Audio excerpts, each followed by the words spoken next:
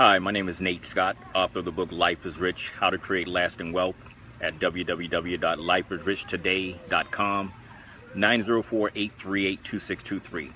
Today I'm going to give you a very special reading of chapter 11 of the book Life is Rich, How to Create Lasting Wealth. That book is a biblically based leadership program focused on personal growth and entrepreneurship. I wrote it to address the fact that 77 million baby boomers are retiring and facing a cash flow danger, and that 66 out of 100 people age 65 earn less than $30,000 in retirement. And so chapter 11 is entitled Residual Income Retirement Planning.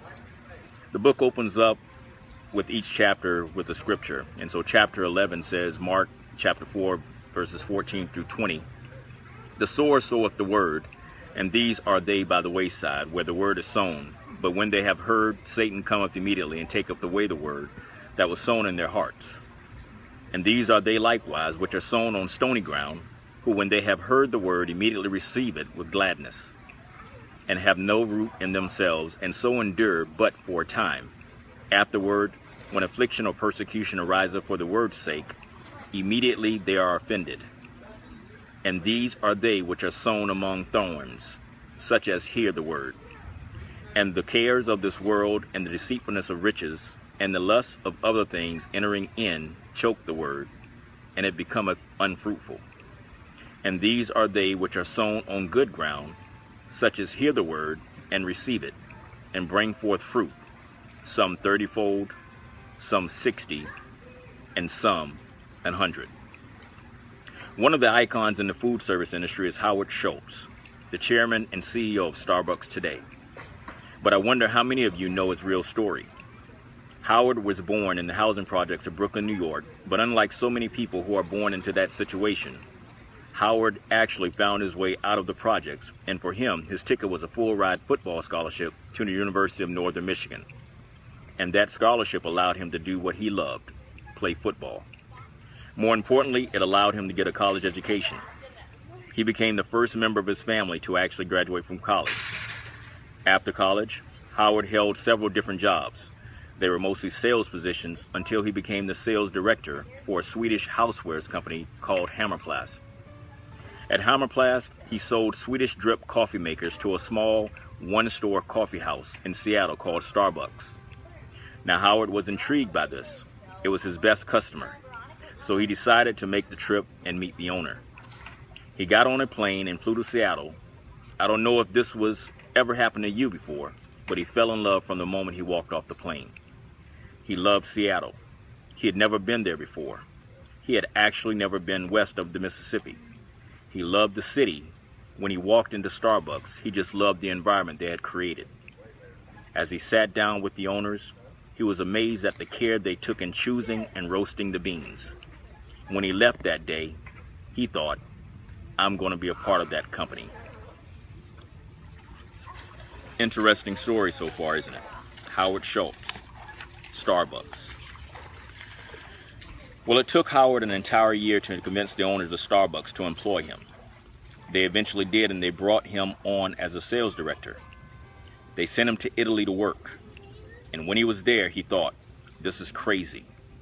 On every corner, there was a coffee house. Literally every single corner. At first, he thought, they can't drink this much coffee. Nobody can drink this much coffee. But then he had an epiphany. He realized that the coffee houses were more than that. They were a part of the societal glue of Italy. They were a place to meet a friend, to have a relaxing afternoon, or to just kick back and read a newspaper. They were a home away from home. They were a second office, if you will. You can meet and do business there. He came back with this idea from Italy and he said, I've got it. We need to expand. We can take this one store and we can grow it into thousands. Well, the owners of Starbucks weren't interested. They said, you know what? We're pretty happy with what we have here. We don't want to grow. Thank you, but no thank you. Howard made a choice that day. He said, you know what? I see this so clearly that I'm going to have to leave. He left and started his own coffee house called Giornali, which was so successful that the next year he came back and bought Starbucks for $3.8 million. And the rest, as they say, is history. Howard Schultz is recognized as one of the richest men in the world. He's taken that company of Starbucks and grown it to having coffee houses in 52 countries around the world with more than 16,000 locations. The interesting thing about Starbucks to me is that it's one of those few companies personifying an industry. I mean, think about it. When you think about having a cup of coffee, what do you usually think about? You say, we're going to go get a Starbucks. I mean, don't even drink coffee, and I don't think anyone else knows anything but Starbucks. I don't think it's just because they make the best cup of coffee. I think it has a lot to do with the way that Howard runs the company. Starbucks is constantly praised for their friendly customer service. They're given award after award for the ambiance they create within their stores. They're given award after award. And Howard is constantly reminding his people of that one little phrase that has so much power in it. He's always saying, we're not in the coffee business serving people. We're in the people business serving coffee. Now I want you to think about that for just for a minute. Howard Schultz is a great leader because he has the priorities straight. He understands what he really is in business for and who he actually reports to. You see, all of us are in the people business, aren't we? Whether you're in management or you're a supervisor or the CEO, it doesn't matter. You're in the people business. We all interact with people every single day at work, at home, and at play. In order to solve this cash flow problem, I'd like to introduce you to a new way of looking at business. A business model that epitomizes the people business. It's new explanation because of the explanation that I give for encouraging you to make it the foundation of your wealth building plan. I call it residual income retirement planning. Do you need at least $3,000 per month in retirement income? Assuming a 5% withdrawal rate, you'll need at least $720,000 in your investment account by the age of 65. How much do you currently have? How much time do you have before your 65th birthday? How much do you currently earn? Can you invest enough each month to grow your account to $720,000? Most people can't, even if they paid and saved 50% of their check. The engine that drives the residual income retirement plan is social retail.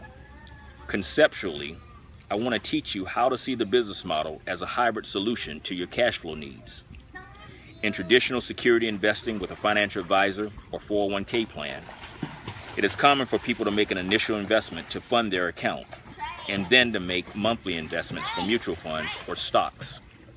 Similarly, a person could make a one-time investment to become a distributor with a company and commit to making a monthly investment for the product or service. The home-based business provides the benefits of investing in a mutual fund, value stock, and income stock. Does that make sense? When I think about the opportunity to generate an income as a social marketer, I think of value and income stocks. A value stock is a type of stock that is currently selling at a low price. Companies that have a good earnings and growth potential, but whose stock prices do not reflect this, are considered value companies. Both the stock market and people investing in it are largely ignoring their stocks. Investors who buy value stocks, people who become distributors or social marketers, believe that these stocks are only temporarily out of favor and will soon experience great growth. Any number of factors such as new management, a new product, or operations that are more efficient may make a value stock grow quickly. Income stocks are stocks that pay higher than average dividends over a sustained period, i.e., residual income from building a sales team. These above average dividends tend to be paid by large established companies with stable earnings. Utilities and telephone company stocks are often classified as income stock types. Income stocks are popular with those who are investing for steady income for a long time and who do not need much growth in their stock's value, though some growth does occur. In this sense, investors who choose these stocks have something in common with bondholders. The social marketers who stay active for 36 months income stocks can actually be more profitable than bonds. To maximize income, some investors will even seek out companies that frequently raise dividends and are not saddled with debt, i.e., social marketers who are constantly seeking better timing or a compensation plan. That's what network marketers typically do. Like franchising, network marketing is not for everyone, but it has been lucrative and rewarding for many, and it is definitely worth investigating. By joining a social network or by joining a network marketing company, becoming a professional network marketer, and operating it as a network marketing company, a home-based business, you get ownership, you're in control of your return and generating sales. You get immediate tax benefits. You have an opportunity to replace your income, and you have an opportunity to create residual income. Network marketing is a simple business in which you are paid commissions on products purchased by those who are in your distribution channel or network. If you choose to participate, you can build a worldwide distribution channel through which products are purchased. The tiered compensation plan is similar to almost every large sales organization in the world. Salespeople get commission, and sales managers get overrides or bonuses on top of that, and sales directors on top of that, and VPs on top of that. Like the standard franchise model, you have to pay and enter into an agreement in order to become a distributor or social marketer. I assure you, the franchise fee of most franchises dwarf the sign-up costs of any network marketing program by comparison. Network marketing is a great opportunity for people to have their first business, their first sales role, and so on. I was first exposed to the industry in 1996, the week I graduated from West Point. It was my first exposure to personal growth and entrepreneurship, and that experience laid the foundation for the success I've had in every area of my life, including earning my first million by 32. In order to achieve any degree of success, you must treat it as a business, and you must act as a professional. If you've never owned a business before, if you've never done sales before, and if you've never networked before, then you need to learn about these vital elements of the business. Find a mentor, not just from the network marketing industry, but from established experts in leadership, success, sales, team building, and personal growth. Network marketers are serious about building a business, should be reading and learning about business fundamentals, the latest sales and marketing techniques, strategies for networking and business development, and so on. Not just swapping tips at their team's weekly and monthly meetings. Act like a network marketing professional, and people will treat you like one. I believe network marketing is the very best business model developed so far for ordinary people to achieve extraordinary success. Network marketing has taken the concept of franchising and made some great improvements on it. Network marketing provides an independent entrepreneur with ready-made, low-risk, proven, turnkey small business opportunity. But every business is not the same, and every company does not present the same opportunity. That's why my recommendation is a company that, number one, will allow you to be able to generate enough income, a full-time income of at least $40,000 annually, simply from retailing the product. That's number one. Number two, I recommend that you evaluate something by determining whether or not you could actually pay someone at least a dollar for them to be able to retail and see you actually profit $3. And then number three, I recommend that you look for something where the product or service is of greater quality than what you're currently buying at the same or less price. Can you get the same or greater quality for the same or less price? The following lists the 5 reasons why I recommend investing the time to explore network marketing opportunities, and specifically the social retail market. And specifically, if you have a question, then reach out. But number one, low capital investment, little or no risk. How much money do you need to become an independent networker? There is usually no fee required to start your networking business. You'll typically commit between a few $100s to a few $1,000s for your sales kit, training, sales and marketing materials, and your initial product inventory, if you even need that. Number two, benefits and tax advantages of a home-based business. For most participants, network marketing is a home-based business, so you don't have the high overhead of a retail or office location. The equipment you need to begin your networking operation can be as simple as a telephone, desk, and file cabinet.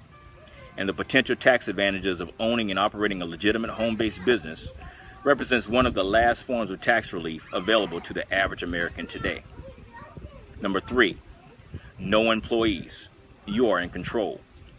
As a network marketer, you are an independent contractor, the CEO of your own business. Think of it as Me Inc. You have no employees. The men and women with whom you will work are also CEOs, running their own independent networking business. In network marketing, you don't simply own your own job, you own your own business. Number 4, more choices. Part-time, full-time, travel, national, and global businesses. Every network marketer is a volunteer. You don't have to do anything. You're free to work the days and hours you want, where you want, doing what you want.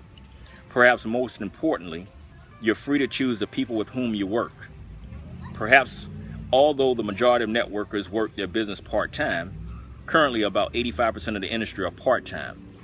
More and more men and women are pursuing network marketing as a full-time career. Some work exclusively from their homes, some choose to set up formal offices, others enjoy traveling to other cities and even to other countries, building their business on a global scale. Number 5, personal and professional support. In network marketing, you're in business for yourself, but not by yourself. Your network marketing corporation's success depends on your success. The corporation is your business partner, so it gives you the support possible each step of the way.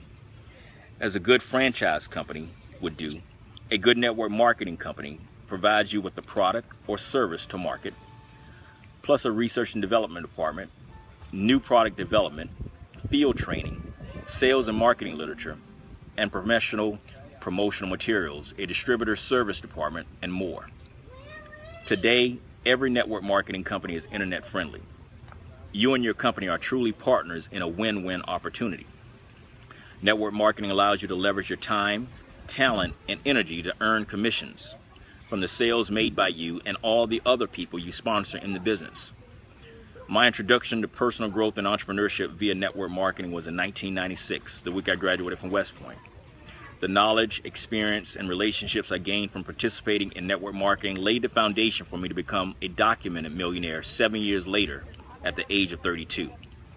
Since that time, I've studied and participated in the industry and, more importantly, developed relationships with 6- and 7-figure per year network marketing professionals representing several different products and services. I offer a generic seminar for those who are thinking about network marketing and for those who are already in the network marketing business. This seminar is an opportunity to learn how to choose a good network marketing business, to enhance skills if you have a desire to become a network marketing professional, and to learn how to leverage network marketing to fund your retirement needs or desires. We discuss how to distinguish a legitimate network marketing business from a pyramid or scam, how to find a good network marketing business, how you know you are in the business and not just going to meetings, how to prospect, invite, present, sponsor, teach, train, and coach, how to create momentum, how to create a long-term residual income.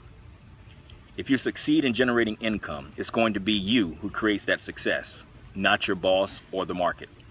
And if you fail in generating income, it's going to be you who creates that failure, not your boss or the market. You're going to be the difference between success and failure. There will be people ready to guide you every step of the way, but they can't do it for you. They are there to work with you, but not for you.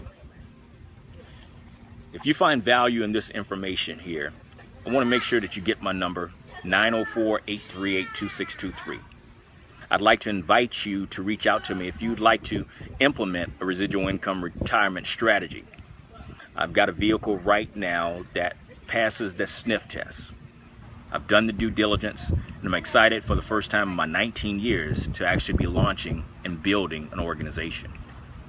If you've not made plans right now to retire, I want you to think about, once again, the reason why I wrote Life is Rich, How to Create Lasting Wealth.